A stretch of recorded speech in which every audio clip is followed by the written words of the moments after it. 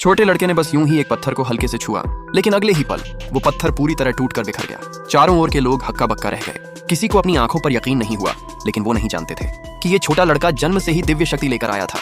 बचपन से ही वो अपने गुरु और बहन के साथ पहाड़ पर साधना कर रहा था। लड़के की प्रतिभा अद्भुत थी, पर वो बहुत शरारती भी था। अक्सर अभ्यास करते वक्त अपने गुरु की नाक और आंखों पर वार कर देता था। आखिरकार गुरु का सब्र टूट गया। जाने से पहले गुरु ने उन्हें एक जेड लॉकेट, हरित मणि का ताबीज दिया और कहा, इसे लो और अपनी किस्मत खुद तलाशो। फिर उन्होंने लड़के के गले में एक कॉलर, बंधन बांधा, ताकि उसकी अंदर की अपार शक्ति नियंत्रित रहे और वो किसी निर्दोष को नुकसान न पहुंचा सके।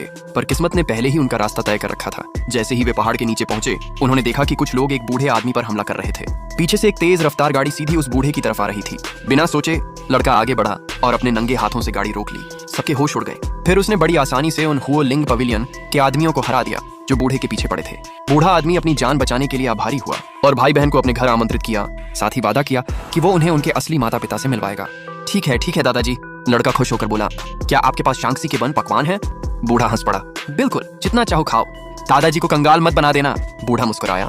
अरे अभी तो मैंने तुम्हें दहेज भी नहीं दिया। इतना कहते ही दर्जनों लग्जरी कारें वहां आ पहुंची और सबको पता चला कि वो बूढ़ा कोई आम आदमी नहीं, बल्कि तियानियुन पवेलियन का अत्यंत धनी मालिक है। वो अपार दौलत का मालिक था, इसलिए उसने भाई बहन को अपने घर ले लिया। लेकिन उसने ये नहीं सोचा था कि उनकी भूख तो उसकी दौलत से भी बड़ी थी। और बच्चों से कहा, जब तक तुम्हें अपने असली माँ बाप नहीं मिलते, मेरी बेटी ही तुम्हारी माँ होगी। उसने अपनी बेटी से वादा लिया, इन दोनों को किसी भी हालत में अपने पास रखना। लड़का हंसा। दादाजी, आप तो बहुत मजेदार हो, खुद को ग्रैंडपा ही कहो।